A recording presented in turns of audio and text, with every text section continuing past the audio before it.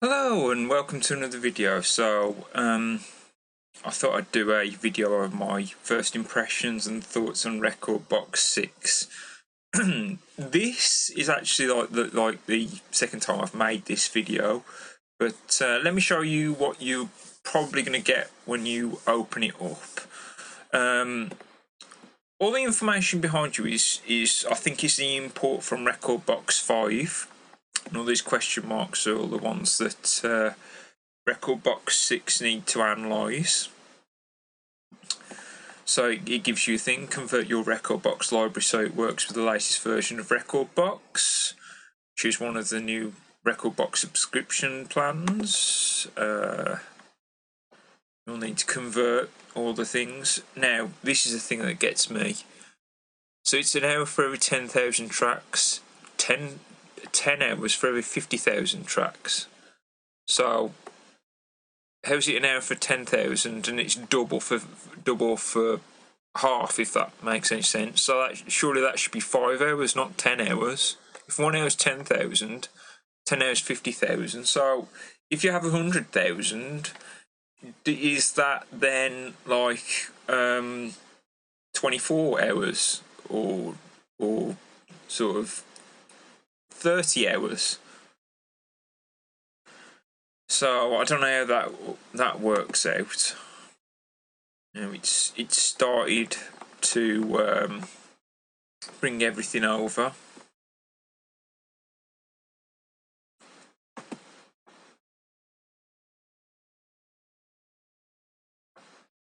Second. This is an i7 laptop. It's an old one, generation 3, but it's still a quad core. It appears to be crashing.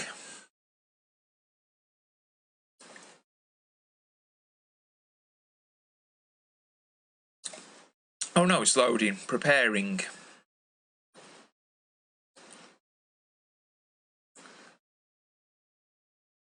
Yeah, so this is an old laptop, and I really need to replace it. But so it's a 3rd gen quad core laptop. It gives you any indication of performance.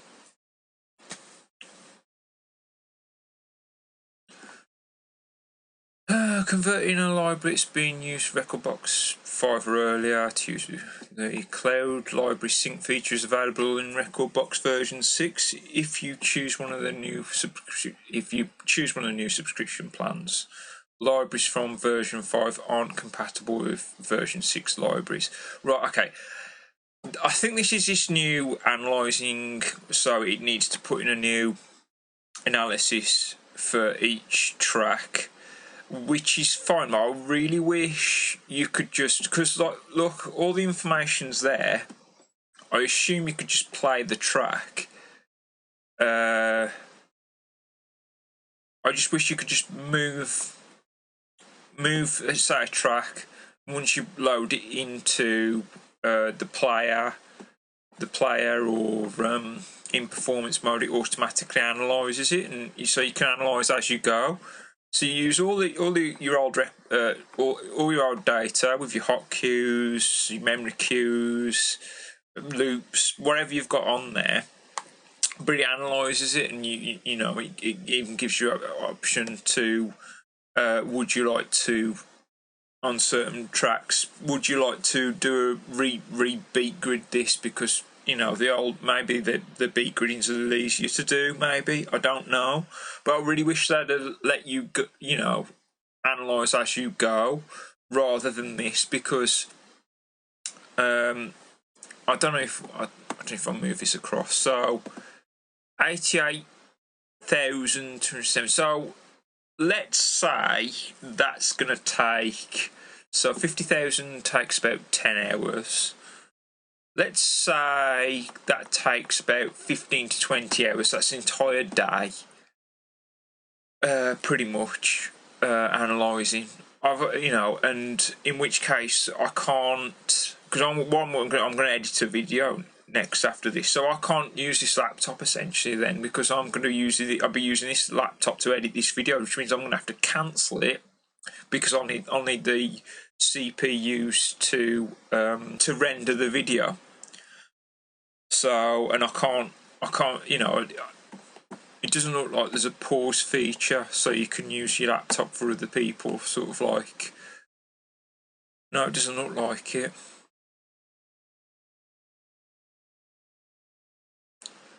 Choose your plan. And there's other videos talking about this. I would like to talk about the plans. So I'm quite happy that we've got everything free, bar the RMX effects, which I'm not entirely sure what they are, and saving the sampler sequences. They're locked under the creative. Now, I don't know about what the RMX effects are exactly. I'd have to look that up. But I do know the sampler. We're starting to use that even in the mobile setting. And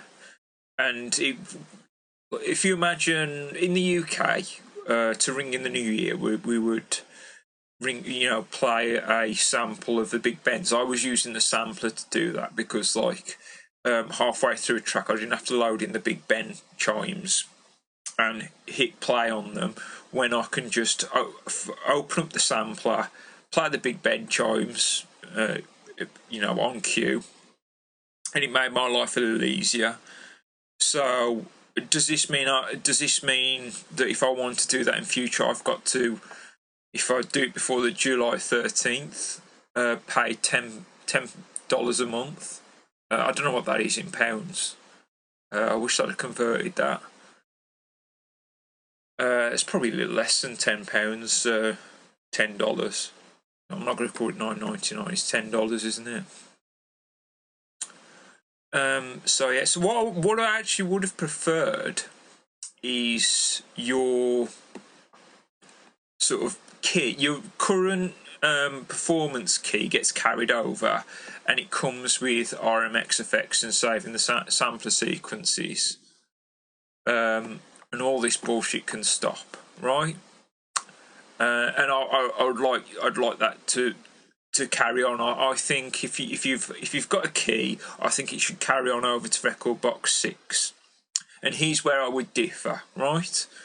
Sort of like if you've got that already, then you can get a deal on the creative and do $9.99 a month forever if you've got a Rekordbox key.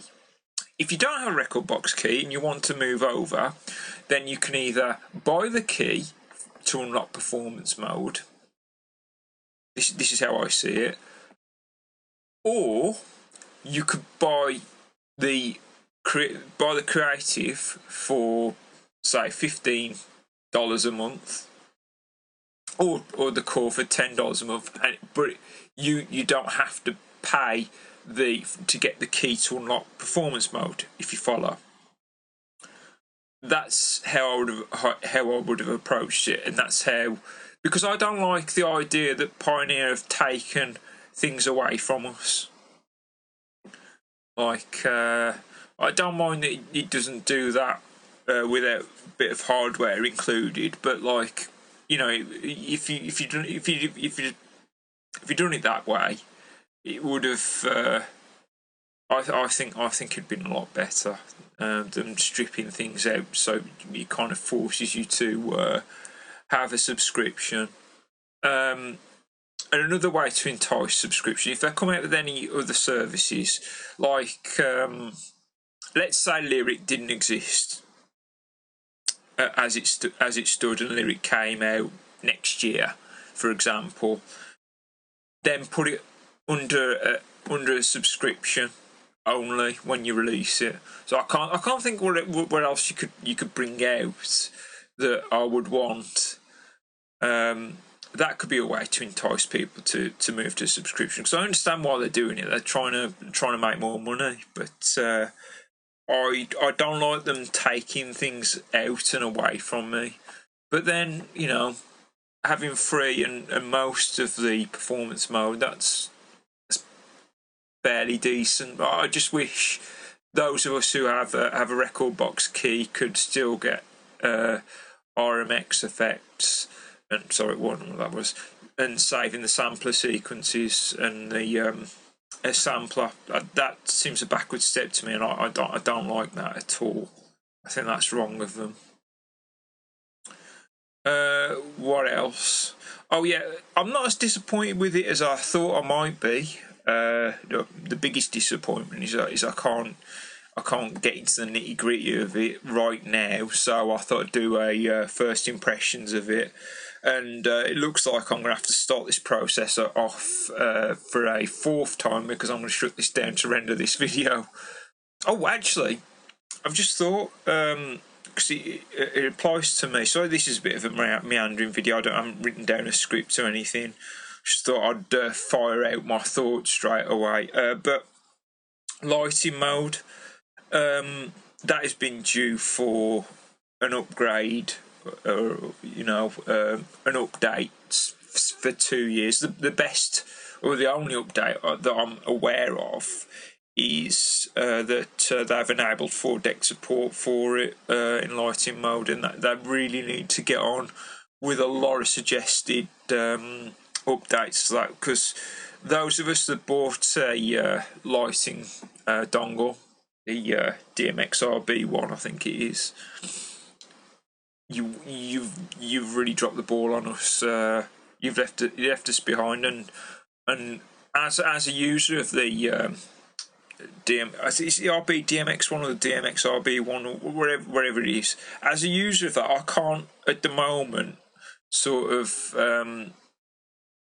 what's the word, recommend it, simply because the updates to make it more effective and bring it more in line with Sound Switch just aren't there. And Pioneer Rekordbox, you really need to do the updates from them, and if possible, please do the updates for Rekordbox 5 as well. But yeah, I'm still upset about you've locked out RMX effects and the saving the sampler sequences. I understand you want everyone to move over to a subscription model, but I don't think you should have to take things out to force people into a subscription model, regardless of whether you as a DJ were using those before or not.